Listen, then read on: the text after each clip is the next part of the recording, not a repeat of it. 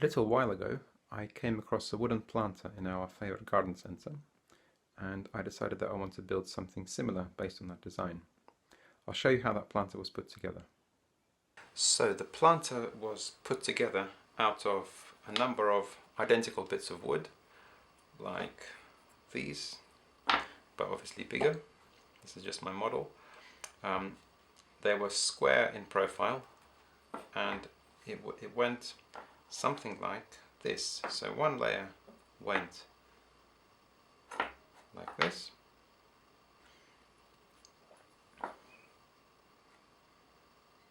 so as it were, it was twisted in this direction, and the next layer went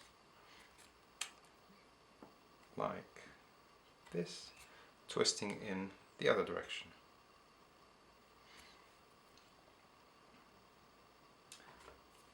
So you get this alternating pattern at the sides.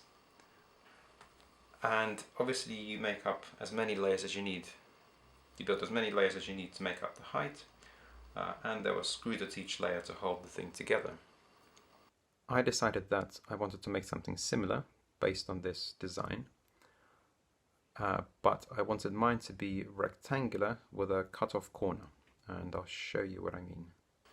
So I wanted it to have this sort of shape.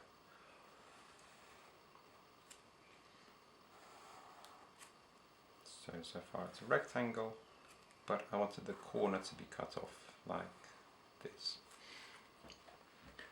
So let's put in the thickness of the pieces of wood. So twisting this way, we have something like this.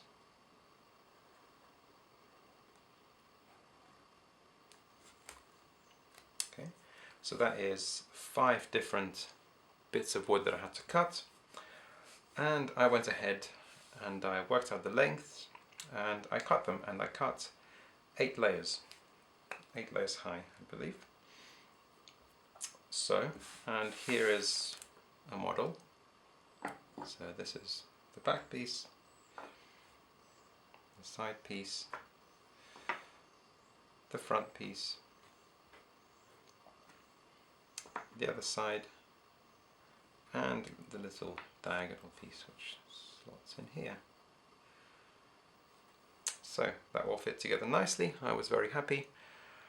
What happened then was that I tried to put this together, twisting not this way but the other way, and I assumed from the simpler square design that this would just work, but what happened was this. So putting it together, twisting the other way, I discovered that it doesn't fit. So that was frustrating.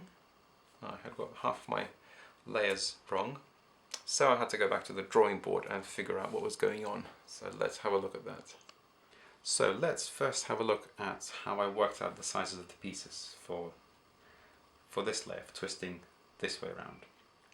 So I wanted my planter to be 1 meter wide by 40 centimeters deep, and I'm going to use millimeters. So this length will be 1000 millimeters, this length will be 400 millimeters, and I decided that I want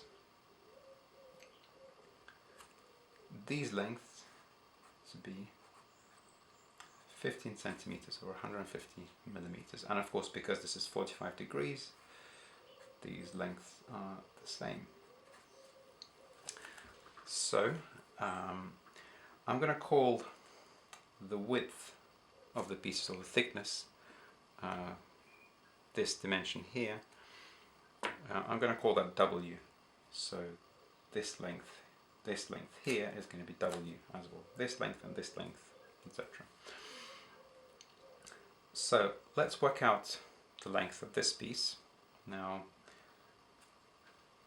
this is fairly simple. Let's call this A. This is A, this is W, they add up to 1,000, so A must be 1,000 minus W. So 1,000 is the total length, W is this bit here, so take this bit away and we get A. Similar calculation for this side, let's call this B. B must be the total length 400 minus this bit, which is W. Now, from here on it gets a bit trickier with the pieces which are cut off at 45 degrees. And let's start with this piece here. So I'm going to work out the length of the longer side because that will make it easier when cutting. Let's call this C. So what we know is that the length of this shorter side plus 150 plus W gives us the total length here, which is 1,000. So the length of what's the length of the shorter side? Well, let's work that out first. If we have a piece like this, which is cut off at 45 degrees, the width, so this distance here is W, and we want to know what this distance here is, because then we can simply subtract this distance from the length of the longer side to get the length of the shorter side. Now, because this is 45 degrees, I hope you can see that this length is also W. So that means that this length of the shorter side must be C minus this bit, i.e. W. So we have an equation for C. We have W, this bit, plus C minus W, this bit, plus 150, and that is equal to the total length, which is 1,000. Now the W's cancel, and we're left with C equals 1,000 minus 150, which is 850. Okay, so far so good. Now, let's work out the length of the longer side of this piece. We're going to call that D.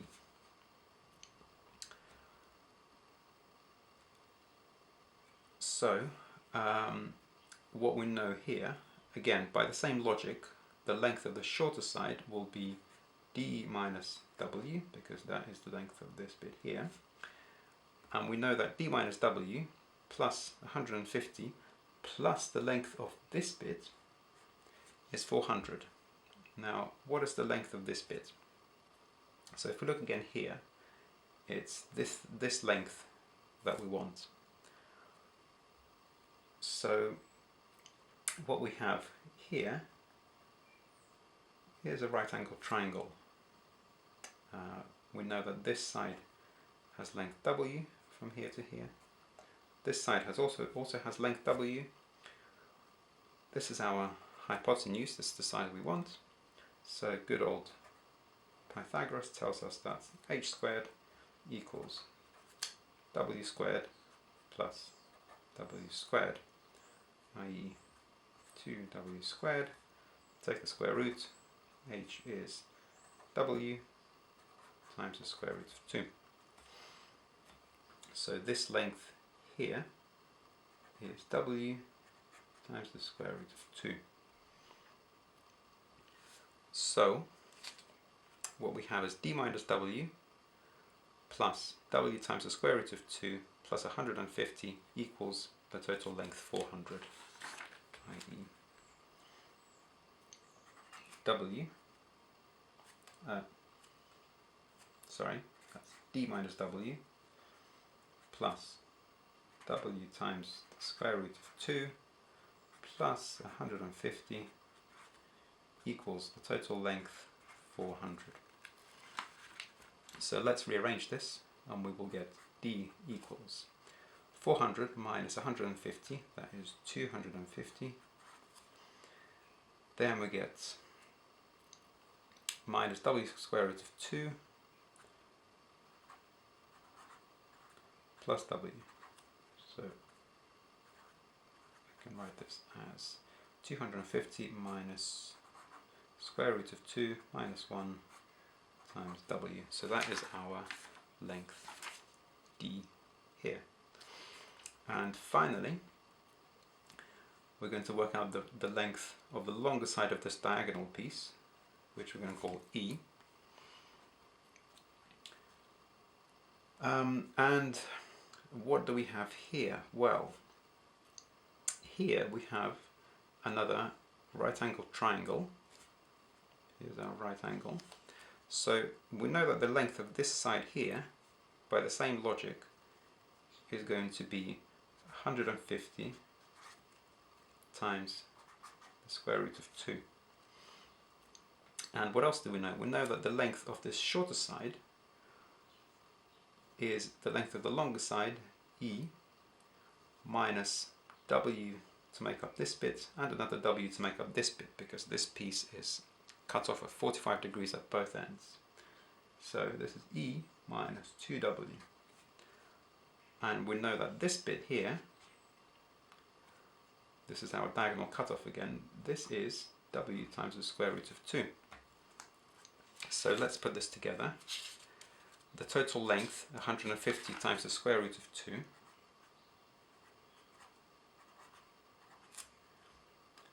is equal to W times the square root of 2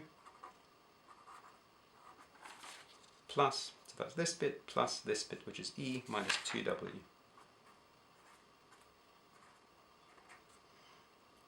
So rearranging this, we get E equals 150 times the square root of 2 plus 2W minus W times the square root of 2. So plus 2 minus the square root of 2W. And these are our lengths. So working out, plugging in the values for W, we get some lengths, which is what I cut. And now let's have a look at why this went a bit wrong. So let's have a look at our model of the planter from the garden centre again. And what you'll notice is that if we want to change from twisting this way to twisting this way, all we have to do is rearrange the pieces like this. And that works perfectly fine. And that works fine because when you move a piece from here to here, you move it by the width of our pieces of wood. When you move it this way, here you're creating a gap of the width of the wood, and here you're taking it away, so it fits nicely into here. And I naively assumed that this would work for the more complicated case too. And let's have a look why it doesn't. So here is our model. Now here, when we move, let's say, this piece this way, on this side we want to move it by the width of the wood. But the problem is that on this side we want to move it by this size here, which, as we've seen, is the width of the wood times the square root of 2. So that means that this length needs to change, and similarly this length needs to change. So let's see the calculations for that. So let's draw our shape again. Same shape as before, but it is going to twist the other way. So before we were twisting this way, and now we're going to go this way. So here's our piece here, piece here.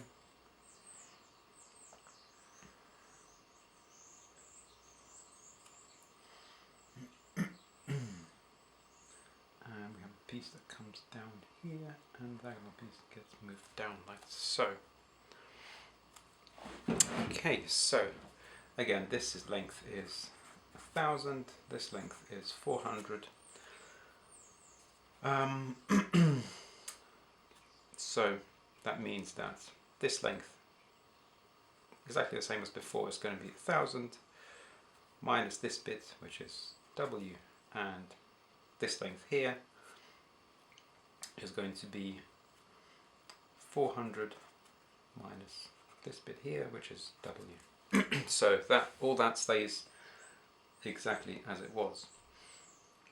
Now, what about this length here? So again, we're going to work out the length of the longer side, and we called this C before, I believe. So again, what we have here is that the shorter side is C minus W. This bit here is W times the square root of 2. So what we have is that C minus W plus W times the square root of 2 equals this length here, which is 150. Apologies. Plus this length here. So C minus W plus W times the square root of 2 plus 150 equals the total length, which is 1000. So rearranging this, we find that C is 850, that's 1000 minus 150, plus W minus W times the square root of 2. So minus square root of 2 plus 1 times W. This length here, along the side, will be D again.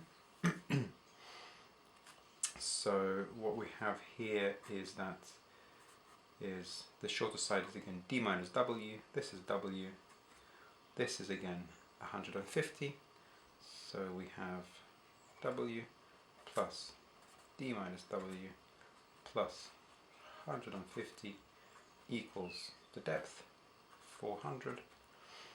So W's cancel, and we find that D equals 400 minus 150, 250. Now finally, this length here is actually staying the same as before, because we've moved the piece the same distance from here as here. So, but let's go through the calculation again. Again, this shorter side is going to be E minus 2W. This bit is W times the square root of 2, and this length is 150 times the square root of 2. So again, we have E minus 2W plus W times the square root of 2 equals 150 times the square root of 2. Or that is E equals 150 times the square root of 2 plus 2W minus W times the square root of 2. So that's 2 minus the square root of 2 times W. So these are our lengths for the other case. So having done the calculations for the other layer, I went ahead and cut those pieces as well, and actually it turned out that it wasn't so much of an issue, because I had to recut some small pieces and I had to shorten some long pieces, so I could get away with fixing it without wasting too much wood. So here's our original layer, and here is the next layer twisted in the other direction.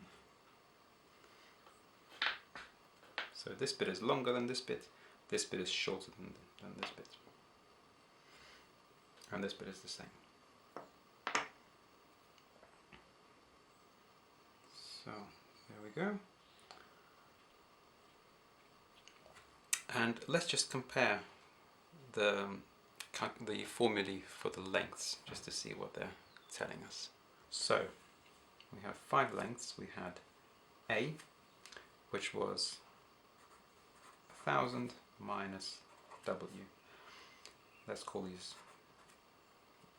the different orientations, A and B. In the first case we had 1000 minus W. In the second case we had exactly the same thing, so this didn't change. The same thing for B. In the first case we had 400 minus W, and exactly the same thing in the second case. For C, we had 850 here, and we had 850 minus square root of 2 minus 1 W. For D, we had 250 here, and here we had 250 minus square root of 2 minus 1 times W. And E was the same again in both cases. 150 times the square root of 2 plus 2 minus the square root of 2 times W. And the same thing here. 2 minus the square root of 2 times W. Now, what you see is that two pieces have changed length, and they are this piece here and this piece here. And if you look at the amount by which the length has changed, this is this square root of 2 minus 1 times W term. So where is that coming from? And that is coming from here, because if we move this bit this way, we want to move it by W here, but on this side we want to move it by this length, which is the square root of 2 times W. So we're adding W on one side and we're subtracting the square root of 2 times W on the other side. So, which is exactly what we had in our formula. Square root of 2 minus 1 times W. So we are taking away square root of 2 times W and adding W. Whereas in the simpler case of a square, when we move this thing this way, what we're doing is we're adding W on this side and taking away W on the other side. So adding W on one side, taking away W on the other side, so the total difference is 0, and that is why the square case is simple.